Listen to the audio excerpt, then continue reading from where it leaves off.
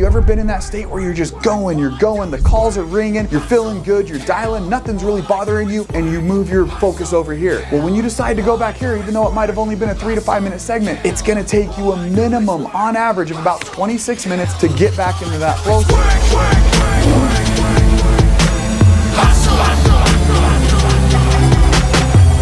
The next segment is going to be managing those distractions. In our lives, we have distractions everywhere. Every single device in your room, or every single device you have in your pocket, is dinging, vibrating, shaking, the news, the media, advertisements everywhere. The average human in today's world sees 3,000 pieces of ads alone. Distractions come everywhere. And what is a distraction? A distraction is absolutely anything in the world that either slows you down or completely stops you from completing a task or action. And this is going to go for things in your personal life, your work life, like any time that you're trying to do something and something else grabs your attention. This could be you're driving down the street and you're just, cruising and you see a billboard and you got to read the billboard real quick. You might spend half a second on it, but it distracted you from driving. In the workplace, in your relationships, your time with your spouse, your kids, distractions can destroy any momentum you have for gain. What are distractions? Where do they come from? You're going to have digital distractions, environmental distractions, and internal distractions. Now, I want to talk about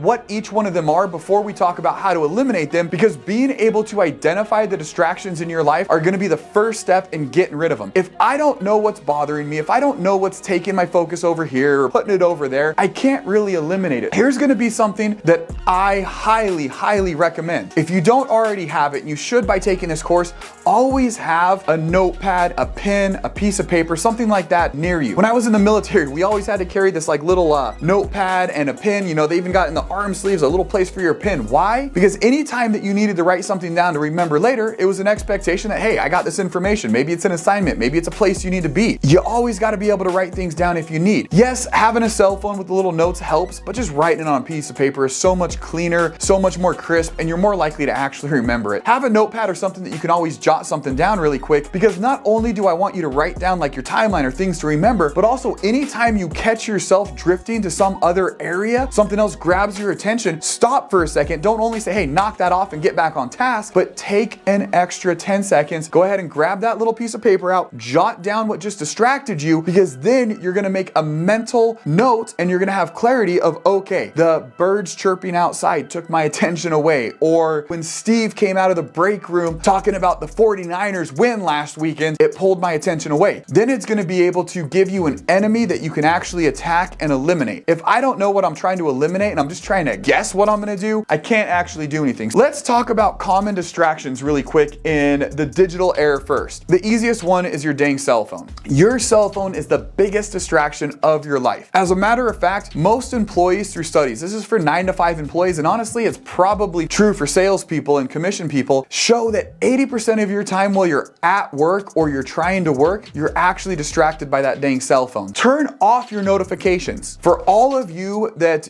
have never done this before, especially with iPhone, and I know Android has a similar feature, I have different modes, or focus modes is what they call it, where I can scroll down, hold the little button on focus, and for example, my do not disturb, Andy Elliott, Jacqueline Elliott, Andy's wife, my wife and my 2 daughters are the only people that can ring through. And on my do not disturb, you can't even double dial me and get through. Then I have my gym focus. My gym focus is my wife and my kids. That's it. That's hitting me for about an hour a day. Then I have sleep. My sleep is very similar to my do not disturb, but I allow the double ring to get through in case it's a 911, because it's typically in the middle of the night. And hopefully if you're calling me past 11, it's something that needs to happen right away. I don't, take phone calls past 11 unless it's 911. You can set different modes on your phone to only allow certain notifications go through. So that excuse about, well, I got kids at home, this and that, it's eliminated. Use the focus mode on your phone. Also, you can have certain apps that ring through. For example, on my do not disturb, I have 2 calendars. I have my family calendar that everything gets planned, and I have my business calendar through Calendly that,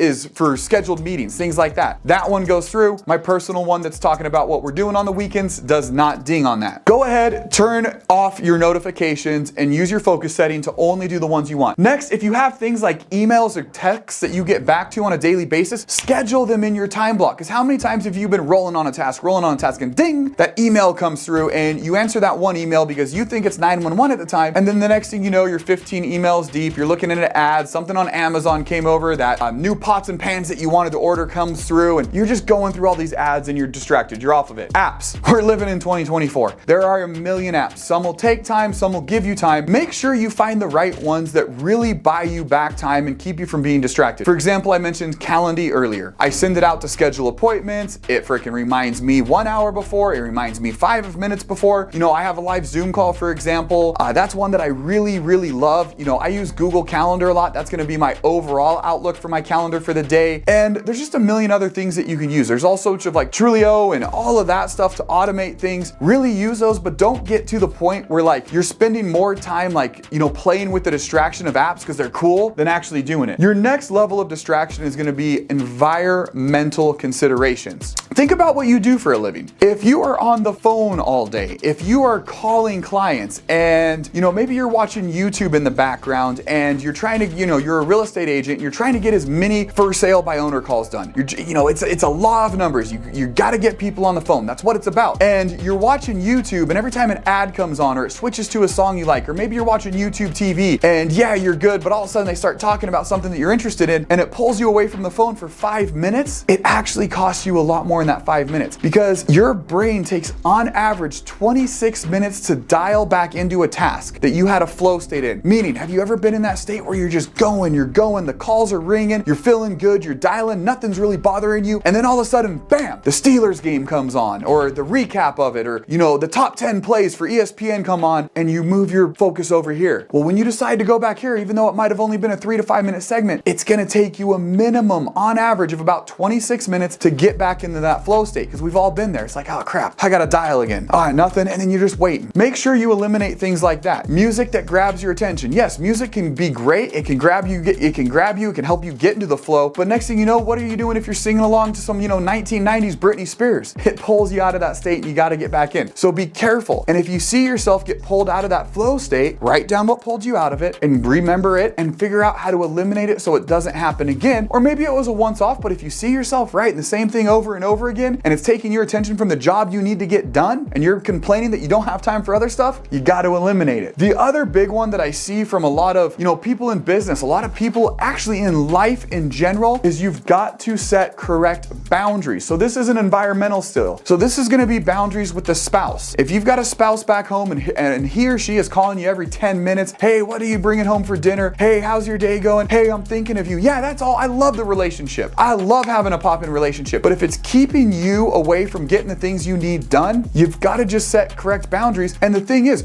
rather than being irritated at work and then on Saturday you're doing some overtime and you can't spend any time with them, just let them know, hey babe, while I'm here typically from that 10 to 1 p.m. hour right before I grab lunch, I have a 3-hour just session where I'm trying to prospect, meaning I am trying to call as many people as possible. I'm trying to knock as many doors as possible, and I love you, I love you, I love you, but I need that time so I can continue on and not get distracted. However, at 1 to 1:30, I typically always take a lunch. How about I make sure I always text you right when I start lunch? Would that be okay? Guess what? They will understand. Same thing as if you got a buddy who's trying to hit you up to go drinking every freaking Saturday. Heck, you might want to eliminate that from your life, but if it is something that you want to go hang out with them for, hey, Thursday through Friday, brother, I'm in grind time. I promise you, we're gonna go hit the clubs, we're gonna go hit the course, whatever it is. Saturday at 8 a.m., we're gonna be teeing off. I can't wait. Let them know, because you're not gonna be able to do those things if those boundaries aren't created earlier, and it's time to grind. It's time to live your dreams and not theirs. The next one is really one of the hardest. These are gonna be the internal distractions that you have a day to day. This is gonna be things like your mindset of, oh my gosh, I'm so tired. I can't do this anymore. Is it even worth it? Like, why am I doing this? I'm getting nowhere. I'm not good at this. Like, all those crappy things that we tell ourselves will slow us freaking down and make us less productive. In a future chapter and in future courses, we'll go into how to fix that mindset. But if you catch yourself struggling with the mindset, go back to Andy's mindset course and really dial it in. But realistically, make sure you're driven and you've got those big goals that you could taste, smell, feel, because that's gonna help keep that mindset on task. The next thing is, and go back a few segments if you forget this, is your task list. If you're just randomly doing things throughout the day, it's super, super easy. You know, I'm gonna dial some prospects here. I probably got some follow-up there. I want to achieve this here. I'm gonna close some deals, you know, at 5 p.m. I got an appointment, but after that, I don't know what's going on. I might go home at 6. I might go home at 9. Like, I don't know. Let's see what happens.